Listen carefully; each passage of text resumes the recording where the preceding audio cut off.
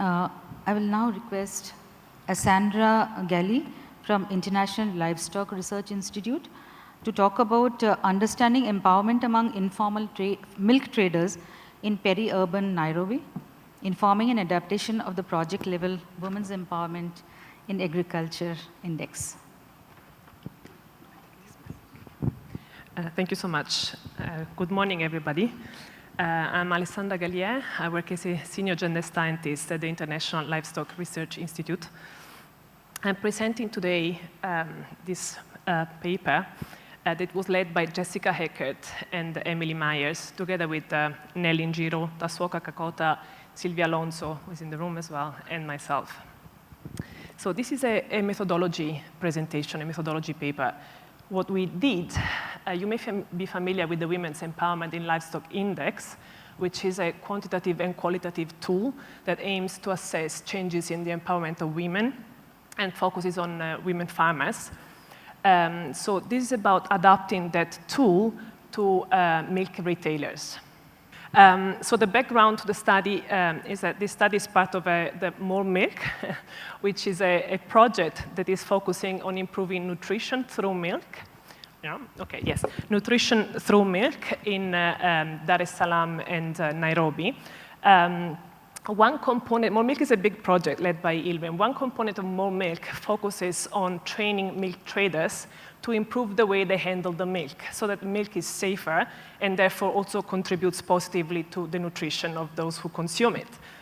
GAP2 is a project that is supporting the ProWare, which I said before is this tool that aims to assess changes in the empowerment of women. So the GAP2 gave us some money to adapt the ProWare tool from being a tool focused on women farmers to being a tool focused on women and men milk traders. So, yes, we did 3 things as part of this study. We tried to understand what are the local understandings of empowerment of men and women milk traders so that the tool could take that into account. We also examined the experiences of milk retailers in relation to the existing ProWare indicators. And then also we used these qualitative findings that we had to adapt the ProWare tool. So you may be familiar with the ProWare. There was a lab yesterday about it. The ProWare has a number of indicators, and we looked in this study at all of them, but today I'll just present 7 of the indicators. So what we did, we conducted semi-structured interviews, single sex, with women and men milk traders. We conducted the key informant interviews and focus group discussions as well. And we had a number of criteria that, of course, we used to select milk traders. We then, the 2 teams from IFPRI and ILRI coded the findings in both deductive and inductive ways. So I go straight to the results. As I said, the first thing that we did, we tried to understand what are the local meanings of empowerment. How do women and men milk traders, we talk to understand empowerment? So we asked them simply, can you give us the main characteristics you associate to a woman? And we asked women and men the main characteristics that they would associate to a man. And for both groups, there was a strong association between empowerment and economic success. So both the women and men associated an empowered man to somebody with good business skills and ownership of assets, and the same was for women. But then women and men also thought that men needed to be smart, intelligent, to be empowered. In the case of women, both women and men thought that women need to be also very strong on soft skills to be empowered. At the same time, it was also interesting that women thought of an empowered woman also as a community leader, while men respondents said that an empowered woman is somebody who's very good at looking after the family. In the case of both women and men respondents, they said also that an empowered man is somebody who is very good at looking after the family, providing education for the children, providing a direction for the family overall. And then we asked them, okay, what about an empowered retailer? What are the characteristics of an empowered man retailer or an empowered woman retailer? And again, there was a strong focus on ownership of assets. What was interesting again is that there was a strong focus on women having to have the soft skills to be nice toward the customers and being able to relate to others. There was also a note of, in case women are too friendly, then there's an association to them being unfaithful towards their husbands.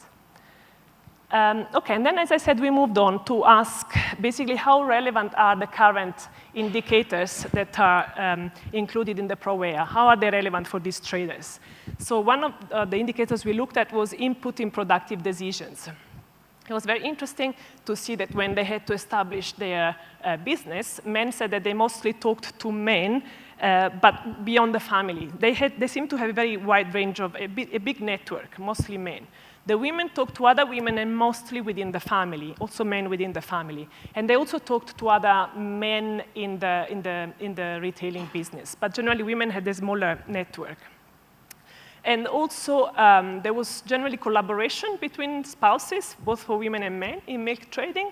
But also, there was agreement that men have the last say. And it also seemed, it was quite interesting, the decision-making seemed to work pretty well as long as the decisions were had a positive outcome. If, it's also women in some cases said, yeah, even if I don't agree with my husband, I go ahead with my own decision. If I took the wrong decision, then there is trouble. But if I took the right decision, everything is fine.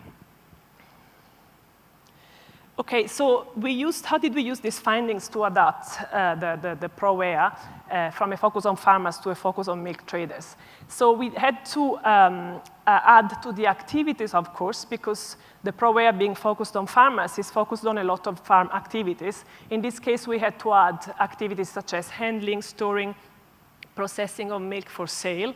Also, we found out that for both women and men milk traders, the source of milk is essential for the successfulness of their business. So if they source their milk from farmers directly, their business is going to be quite successful. If they source from brokers, which women and young men mostly do, then this actually has an impact on their business. And there is a poster on this tomorrow.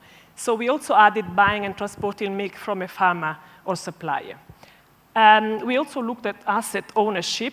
So, of course, owning land wasn't the big issue for milk traders, but it was interesting to see that owning the premises was important.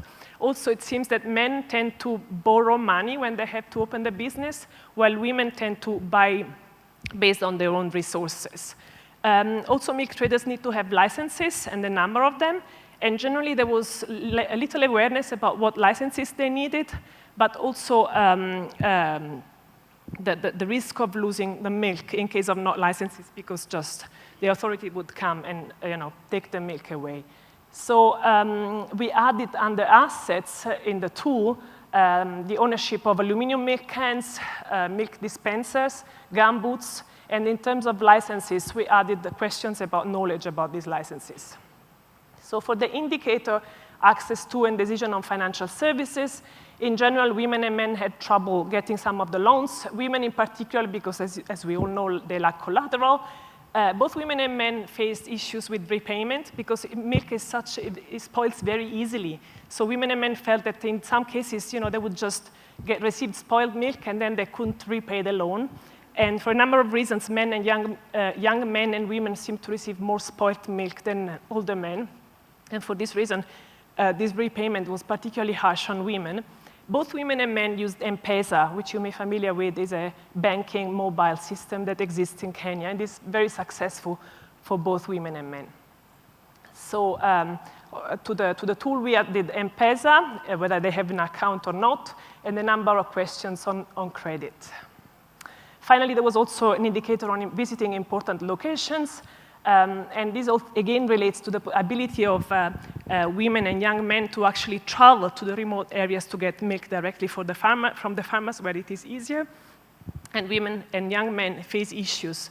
Women in particular in terms of being able to travel far, getting on a motorbike, or using public means of transport. So we, again, added to the ProWea tool the adapted one, transportation too expensive, or having time to travel far away, and whether they are forbidden to go by a spouse or a partner. So what have we learned? So we found out that, of course, adapting the ProWea was a long process. There was a lot of qualitative in-depth work. and a lot of thinking back on the tool. At the same time, qualitative work was really supportive and really helpful in systematically adapting the survey.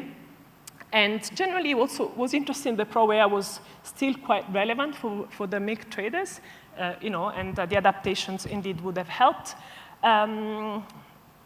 Yes, and what was also interesting is understanding how the adaptation of the tool to milk traders actually will be also relevant for other traders. And, I'm happy to discuss that.